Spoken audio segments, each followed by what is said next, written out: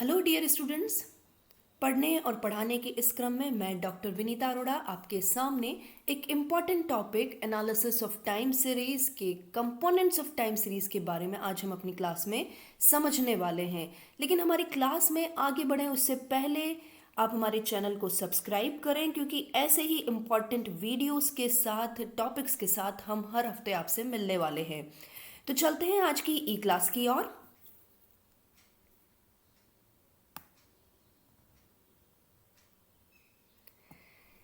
पिछली क्लास में हमने बात की थी students, what is time series and what is the utility of time series, यानी टाइम सीरीज क्या है और उसकी प्रैक्टिकल लाइफ, उसकी बिजनेस लाइफ में क्या यूटिलिटी हो सकती है। आज हम उसके कंपोनेंट्स पर बात कर रहे हैं गाइस। और कंपोनेंट्स की बात यदि हम करें तो स्पेशली सबसे पहले मैं इस कंपोनेंट टर्म को ही एक्सप्लेन करना चाहूँगी। एक्चुअली कंपोनेंट होता क्या है? तो कंपोनेंट क्या है? It is a part of something which combines the other part. Okay, ये एक इस तरह से एक पार्ट है जो कि दूसरे पार्ट्स की और दूसरे पार्ट्स के साथ कंबाइन रहता है, जुड़ा हुआ रहता है टू परफॉर्म सम एक्शंस। यानी यदि हमें किसी तरह का कोई एक्शन परफॉर्म करना है तो ऐसे कंपोनेंट्स, ऐसे एलिमेंट्स, ऐसे घटक जो कि किसी सीरीज को, जो कि किसी थिंग को, किसी वस्तु को प्रभावित कर सकते हैं, इफेक्ट कर सकते हैं, ये सारे कंपोनेंट्स ही कहलाते हैं। तो स्पेशली जब हम बात कर रहे हैं टाइम सीरीज की, तो गाइस टाइम सीरीज में यदि हम कंपोनेंट्स की बात करते हैं तो कंपोनेंट्स क्या हो सकते हैं? कंपोनेंट्स एक एग्जाम्पल के साथ जो मैंने अपने पिछले वीडियो में भी कंटिन्यू किया था, which is the actual profit percentage of a company.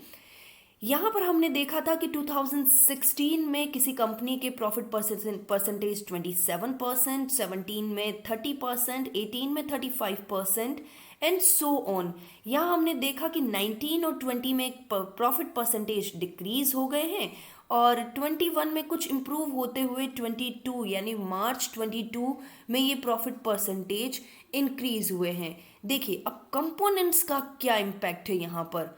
जब डेटा 27 टू 30 पर पहुंच रहा है तो ये जो चेंजेस हुआ है, यानी 3% का चेंजेस हुआ है, ये किन कंपोनेंट्स की वजह से हुआ है? सेम लाइक जब डेटा 30 टू 35 की ओर पहुंच रहा है तो किन कंपोनेंट्स की वजह से यहाँ पर ये डेटा चेंज हुआ है? ऑफ कोर्स यदि हम यहाँ पर ग्रोथ को एनालाइज कर रहे हैं और इस ग्रोथ के कंपोनेंट्स को हमने यदि एनालाइज कर लिया तो हम अगले आने वाले सालों में भी हम इस ग्रोथ को मेंटेन रख सकते हैं। देखिए कितना प्रैक्टिकल यूटिलाइजेशन है यदि हम टाइम सीरीज के एनालिसिस की बात करते हैं, इसके कंपोनेंट्स की बात करते हैं। लेकिन यहाँ पर किसी कारण से, और वो कारण था कोरोना की वजह से, यहाँ पर ये ट्रेंड डिक्रीज होता हुआ दिखा। और यदि बात की जाए तो यहाँ पर ये 22 से 20 पर आया, यानी और प्रॉफिट डिक्रीज हुआ, प्रॉफिट परसेंटेज डिक्रीज हुआ। क्योंकि इम्पैक्ट यहाँ पर क्या था? कोरोना की वजह से एक इरेगुलर फ्लक्चुएशन हमारे बीच में था, जिस वजह से ये प्रॉफिट परसेंटेज डिक्रीज हुए। नाउ 2022 तक आते आते कंपनी ने अपनी ग्रोथ को फिर से मेंटेन किया और इस ग्रोथ को मेंटेन करने के लिए कौन कौन से कंपोनेंट्स काम किए हैं, उन कंपोनेंट्स पर हम बात कर लें तो कंपनी फ्यूचर में भी अपने ग्रोथ को मेंटेन कर पाएगी यदि किसी तरह का और कोई इरेगुलर फ्लक्चुएशन सामने नहीं आते हैं। तो guys simply components is the mixture, is the elements of different changes. जो भी डिफरेंट चेंजेस आप डेटा में देख रहे हैं, चाहे वो डेटा किसी भी तरह का हो, चाहे वो बर्थ रेट हो, चाहे डेथ रेट हो, चाहे आपके स्टडी परसेंटेज हो, ये सभी डेटा जो कि चेंज होते हैं तो चेंज किसी न किसी कारण से होते हैं। यही कारण इन्हीं कंपोनेंट्स को आज हम अपनी क्लास में जानने वाले हैं। तो let's analysis, let's read the next. It is the components of time series it is an important topic guys, आपके किसी भी एग्जाम के लिए, चाहे आप सीए अटैम्प्ट कर रहे हैं, सीएस अटैम्प्ट कर रहे हैं, चाहे आप बीकॉम या बीबीए अटैम्प्ट कर रहे हैं, आपको टाइम सीरीज के कंपोनेंट्स का एक थ्योरेटिकल क्वेश्चन, एक इम्पॉर्टेंट क्वेश्चन यहाँ पर बनता है। तो ध्यान से समझिएगा कौन कौन से कंपोनेंट्स यहाँ पर हो सकते हैं। देखिए, दो तरह के कंपोनेंट्स हैं, लॉन्ग टर्म कंपोनेंट्स या शॉर्ट टर्म कंपोनेंट्स, जैसे हम कह सकते हैं लॉन्ग टर्म वेरिएशंस या शॉर्ट टर्म वेरिएशन। कोई भी डेटा जो इफेक्ट होता है, यदि 30 to 35% पर मेरा ग्रोथ रेट आया है, तो कोई भी डेटा जो इफेक्ट हो रहा है वो दो कारणों से हो सकता है, या तो उसमें लॉन्ग टर्म फ्लक्चुएशन का इम्पैक्ट रहा हो या फिर किसी तरह से शॉर्ट टर्म फ्लक्चुएशन का इम्पैक्ट रहा हो। तो देखिए, लॉन्ग टर्म फ्लक्चुएशन में केवल और केवल एक ही कंपोनेंट आता है जो कि हम कहते हैं उसे ट्रेंड या टी, जबकि शॉर्ट टर्म फ्लक्चुएशन में तीन वेरिएशंस काम करते हैं, सीजनल, साइक्लिकल और इररेगुलर वेरिएशन। इनको बहुत ही एक्सपेंडेड वे में एक एक पॉइंट को हम समझेंगे हमारे आगे के पॉइंट्स में। सबसे पहले बात करती हूँ सेकुलर ट्रेंड। यस गाइस, जिसे हमने टी से डिनोट करना है।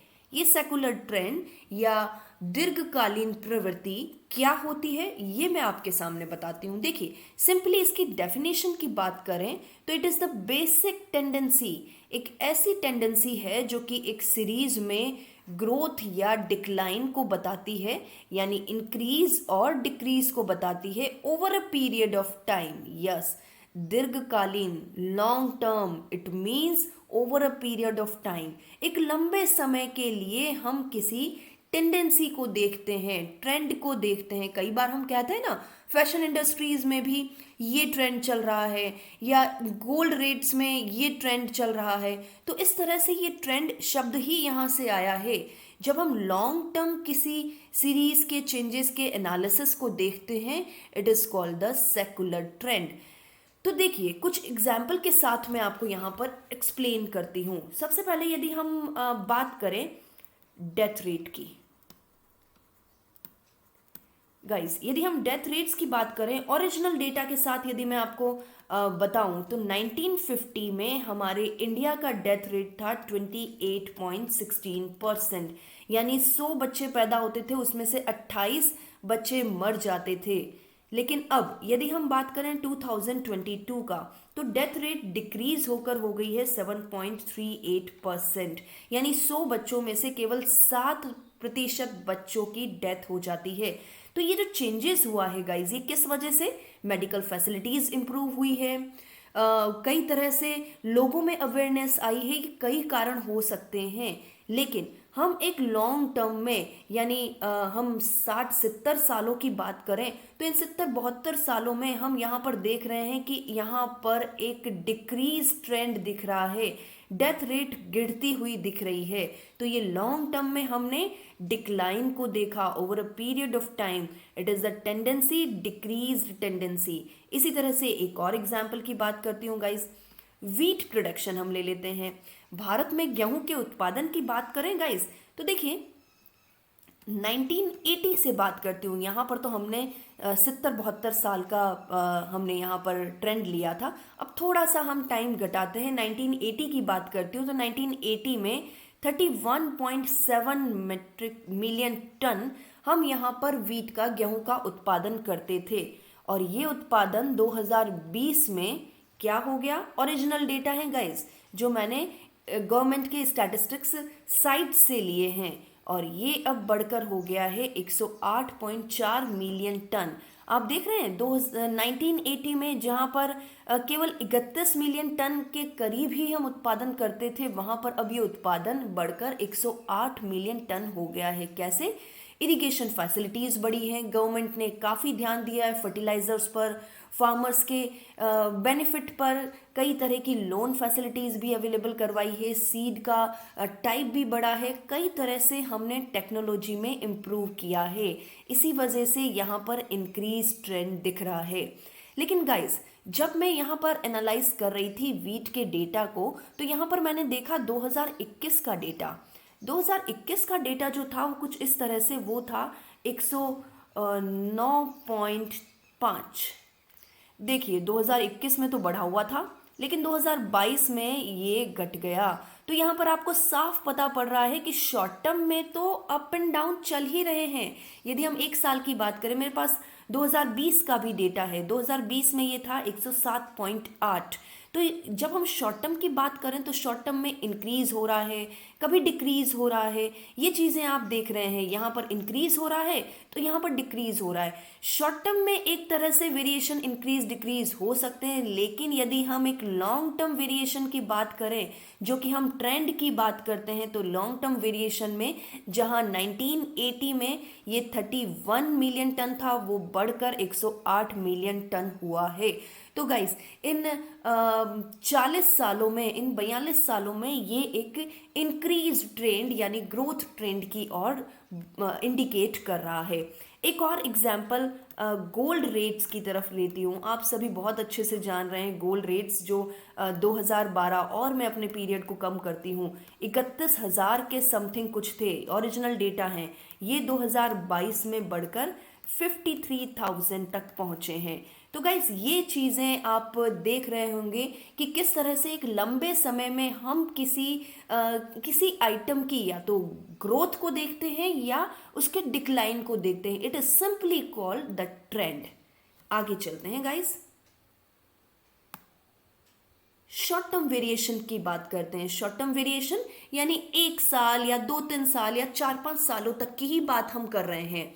इट डिपेंड्स किस वस्तु का एनालिसिस आप कर रहे हैं, किसके लिए आप टाइम सीरीज या कैलकुलेशंस कर रहे हैं। तो सबसे पहले जो शॉर्ट टर्म ट्रेंड है, जिसे हम सीजनल वेरिएशन या एस से डिनोट करते हैं, ये सीजनल वेरिएशन क्या होते हैं?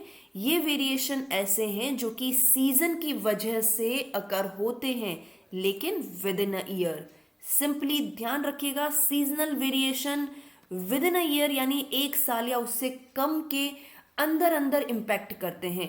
और यहाँ पर सीजन की बात की जाए तो सीजन गाइज, मैं केवल सर्दी गर्मी की बात नहीं कर रही हूँ, मैं केवल समर या विंटर की ही बात नहीं कर रही हूँ। देखिए, जब आपके एग्जाम शुरू होते हैं तो हम उसे कहते हैं एग्जाम सीजन्स, जिसमें आपकी बुक्स की डिमांड बढ़ जाती है।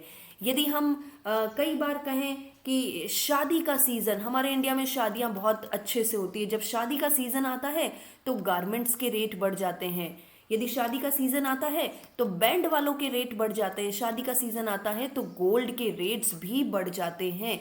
यदि विंटर सीज़न चल रहा है तो विंटर्स में आपको पता है कि स्वेटर्स की डिमांड बहुत बढ़ जाती है। इसी तरह से हीटर्स की डिमांड बहुत बढ़ जाती है। इसी तरह से समर की बात करें तो समर में हम कोल्ड ड्रिंक्स बहुत ज़्यादा प्रेफर करते हैं, तो कोल्ड ड्रिंक्स की रेट्स या कोल्ड ड्रिंक्स की डिमांड बहुत ज़्यादा बढ़ जाती है। इसी तरह से कूलर्स की डिमांड बढ़ सकती है, एसी की डिमांड बढ़ जाती है। सर्दियों में हम एसी खरीदते हैं? No no, it is the seasonal fluctuation for any company. जब एसी की हम किसी कंपनी की ब्रांड की बात करते हैं तो वहाँ पर उसका सेल ग्रोथ समर सीजन में ज़्यादा होता है इंस्टीड विंटर सीजन। तो जब किसी एलजी कंपनी के एसी की बात करें तो एलजी कंपनी के यदि हम समर के सीज़न में, मई जून के सीज़न में बात करेंगे तो उसका सेल बहुत इंक्रीज होगा। लेकिन यही हम दिसंबर या जनवरी के सीज़न की बात करें तो सेल बहुत डिक्रीज्ड, नेग्लिजिबल या ज़ीरो होगा। तो गाइज, ये चीज़ें सीजनल इम्पैक्ट को बताती है कि सीजन की वजह से हमारे प्रोडक्शन पे, हमारे मैन्युफैक्चरिंग पर, हमारे सेल के डेटा पर किस तरह से इम्पैक्ट पड़ता है। तो guys, it is simply called the seasonal variation. आगे बात करते हैं cyclical fluctuation. Guys, again short term fluctuation, और इसे हम सी से डिनोट करते हैं। और इस साइक्लिकल फ्लक्चुएशन में मैं आपको बताना चाहूँगी, it occurs with in a definite period. Definite period पर अकर होते हैं, लेकिन नॉट लेस देन 1 ईयर, 1 साल से कम के पीरियड के लिए अकर नहीं होते हैं। ये कम से कम 2 साल, 3 साल, 4 साल के पीरियड पर अकर होंगे। तो ये थोड़ा सा आप ध्यान रखेगा, difference between the seasonal variation and the cyclical variation. Both are the short term fluctuations, but seasonal variation 1 साल से कम के पीरियड के लिए होते हैं, जबकि साइक्लिकल वेरिएशन 2, 3, 4, 5 सालों के अंदर होते हैं। देखिए, सीजनल वेरिएशन साइक्लिकल वेरिएशन की बात करें तो डेफिनेशन के पॉइंट ऑफ व्यू से the variation which occurs with some degree of regularity. Regular degree होती है और डेफिनेट पीरियड भी होता है। जैसे एक एग्जाम्पल, यहाँ पर मैं एक साइकिल का एग्जाम्पल दे रही हूँ। ये एक बिजनेस साइकिल है, क्योंकि हम बिजनेस स्टैटिस्टिक्स को पढ़ रहे हैं तो हम सिंपली बिजनेस की ही बात ज़्यादा करना पसंद करते हैं। तो गाइस, जो कि एक बिजनेस साइकिल किस तरह से कोई भी बिजनेस शुरुआत में प्रॉस्पेरिटी पर रहेगा, बूम पर रहेगा। कोई भी प्रोडक्ट मार्केट में आता है जो कि नया इनोवेटिव होता है, लॉन्च होता है, तो वो पहले अपने बूम पर रहता है, लेकिन धीरे धीरे कॉम्पिटिटर्स मार्केट में एंटर होने लग जाते हैं, और कॉम्पिटिटर्स एंटर होने लग जाते हैं तो अब उस प्रोडक्ट की, उस बिजनेस के लिए डिक्लाइन शुरू हो जाता है, धीरे धीरे उसकी सेल डिक्रीज हो जाती है। फिर ऐसी कंडीशन में एक समय ऐसा आता है जब कॉम्पिटिटर्स मार्केट में बहुत ज़्यादा आ गए, नई टेक्नोलॉजी के साथ आ गए हैं, नए आइडियाज़ के साथ आ गए हैं, तो ऐसी कंडीशन में वो बिजनेस या प्रोडक्ट बिल्कुल डिप्रेशन पर चला जाता है, यानी सेल या तो बिल्कुल भी नहीं है या नेगेटिव ग्रोथ में है। तो ऐसी कंडीशन में डिप्रेशन पर चला जाता है। लेकिन फिर यदि ये बिजनेस अपने नए आइडिया के साथ, नई थॉट के साथ, नए इनोवेशंस के साथ फिर से वो मार्केट में आता है, तो ऐसा प्रोडक्ट फिर से अपनी रिकवरी को शो करता है। देखिए, रिकवरी होने के बाद फिर से वही बूम चलता है, यानी प्रॉस्पेरिटी होती है। देन फिर से कॉम्पिटिटर्स और आने लग जाते हैं, फिर डिक्लाइन होता है, इसी तरह से डिप्रेशन और देन रिकवरी। तो इसी तरह से ये बिजनेस साइकिल चलता ही रहता है। तो गाइस, साइक्लिकल फ्लक्चुएशन कुछ इसी तरह से होते हैं जो कि कुछ सालों में आपको दिखने लग जाते हैं। सबसे अच्छा एग्जाम्पल यदि मैं यहाँ पर लूँ तो मोबाइल का। मोबाइल्स जब आए थे स्टूडेंट्स, तब बिल्कुल कीपैड के मोबाइल्स आए थे, और जब मोबाइल्स आए थे तो बिल्कुल बूम पर थे। मुझे अच्छे से ध्यान है, नोकिया का मोबाइल आया था और बिल्कुल बूम पर, हर एक के पास नोकिया के फोन्स थे कीपैड वाले। लेकिन धीरे धीरे कंपटीशन मार्केट में आने लगा, सैमसंग, वोडाफोन, दूसरी और कई कंपनीज मार्केट में उतरने लगी, तो नोकिया डिक्लाइन पर आने लगा, डिक्लाइन पर आने लगा। और इस बीच में हमने स्मार्टफोन्स जनरेट किए, तो ये स्मार्टफोन, एंड्रॉयड फोन्स की वजह से इस तरह से नोकिया बिल्कुल रिसेशन में चला गया, डिप्रेशन में चला गया। फाइनली फिर से नए इनोवेशन के साथ, नई टेक्नोलॉजी के साथ मार्केट में स्मार्टफोन और एंड्रॉयड फोन्स के साथ नोकिया ने अपनी एंट्री की। इसी तरह से पूरे बिजनेस का साइकिल चलता ही रहता है। कुछ और एग्जाम्पल्स की बात करें तो हम यहाँ पर कोरोना की बात कर सकते हैं। यस, बहुत ही अच्छा एग्जाम्पल, जब कोरोना हमारे इंडिया में या वर्ल्ड में आना शुरू हुआ था तो कोरोना की ग्रोथ रेट कैसी थी?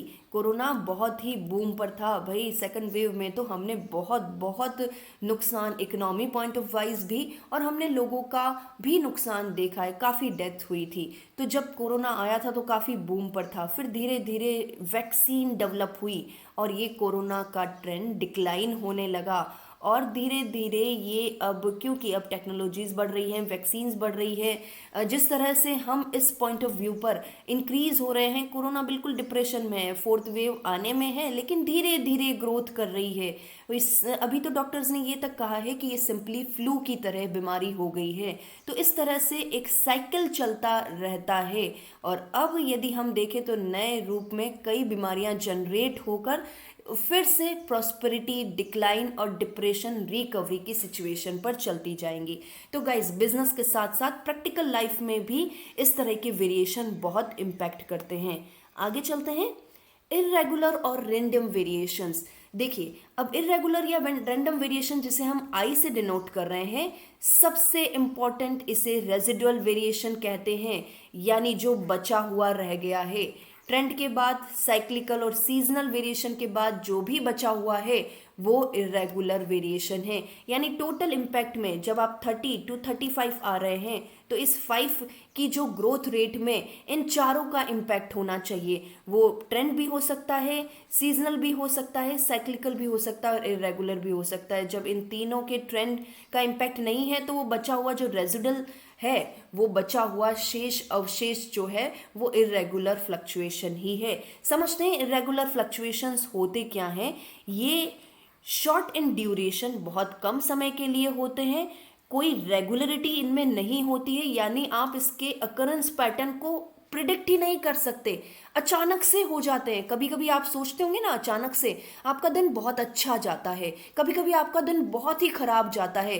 भाई कुछ तो ऐसा हुआ ही नहीं, लेकिन अचानक से ऐसा होता है कि भाई मम्मी की डांट पड़ना शुरू हुई, फिर कॉलेज गए तो टीचर की भी डांट पड़ गई, पता चला कि बस भी मिस हो गई, और फिर घर आए तो हमारे साथ हमारी कोई इंपॉर्टेंट चीज़ भी टूट गई। तो ऐसी कंडीशन में कभी कभी हमारा इरेगुलर वेरिएशंस काम कर रहे होते हैं। जनरली जब हम बिजनेस साइकिल या रेगुलर प्रैक्टिस की बात करें तो ये फ्लड, फेमाइन, अर्थक्वेक्स या किसी तरह का पेनिडेमिक जिसकी वजह से हमारी ग्रोथ रेट कम हो गई, हमारी सेल कम हो गई, प्रोडक्शन कम हो गया। आपको ध्यान है उत्तराखंड में जब केदारनाथ में फ्लड आया था, तो इस फ्लड में एक दिन पहले तक तो बहुत अच्छे से सेल चल रही थी, लेकिन एक ही दिन बाद हम बात करें तो सेल, क्योंकि उस फ्लड में सभी कुछ बर्बाद हो गया, सभी कुछ खत्म हो गया, तो ये सारी सेल जो थी वो बिल्कुल जीरो या माइनस में हो गई, सब कुछ खत्म हो गया। It is called the irregular fluctuation. एक ही दिन में इतना चेंजेस हो गया, हमारी सेल बहुत अच्छी चल रही थी लेकिन एकदम से हमारी सेल डिक्रीज हुई due to the flood, due to the famine, due to the pandemic. It is called the irregular fluctuations. तो गाइस, इरेगुलर फ्लक्चुएशंस को समझने के बाद हम बहुत ही इंपॉर्टेंट बात करने वाले हैं। बिल्कुल छोटे से पॉइंट ऑफ व्यू में मैं आपको बता रही हूँ, ये जो टाइम सीरीज का मॉडल्स है, वो टाइम सीरीज के मॉडल्स क्या कहलाते हैं? या तो ये एडिटिव मॉडल में होंगे, यानी कोई जो चेंजेस होंगे वो एडिटिव पॉइंट ऑफ व्यू से होंगे, या कुछ चेंजेस जो होंगे वो कि मल्टीप्लिकेटिव मॉडल के बेस्ड पर होंगे। कोई प्रिंसिपल ये कहता है कि why it is called the original data.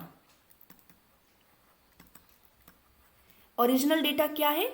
हम 30 से 35 पर इंक्रीज हुए, तो ये 35 हमारा ओरिजिनल डेटा हुआ। इस ओरिजिनल डेटा में ट्रेंड सीजनल, साइक्लिकल और इरेगुलर एडिटिव मॉडल में हो। इट डिपेंड्स कि किस तरह से हमारा रेट हो रहा है, किस तरह से हमारा ग्रोथ परसेंटेज या डिक्लाइन परसेंटेज आ रहा है। या हम जब ओरिजिनल डेटा को देखें तो ओरिजिनल डेटा बहुत ही तेजी से इम्पैक्ट हो रहे हैं। जैसे कि बहुत सीधा सा example, population simply multiplicative model से चलता है।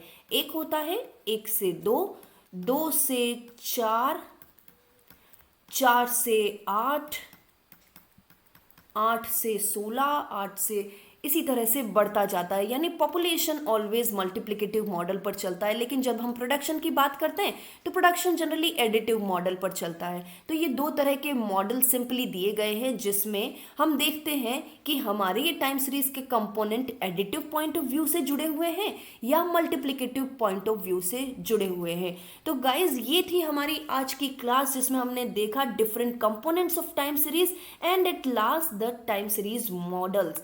Finally guys, thank you so much. But जाने से पहले हमारे इस वीडियो को लाइक करें, किसी तरह का क्वेश्चन है तो आप कमेंट सेक्शन में डालें, हमारे इस वीडियो को शेयर करें और एट द एंड हमारे इस चैनल को सब्सक्राइब जरूर करें। Thank you guys, thank you so much.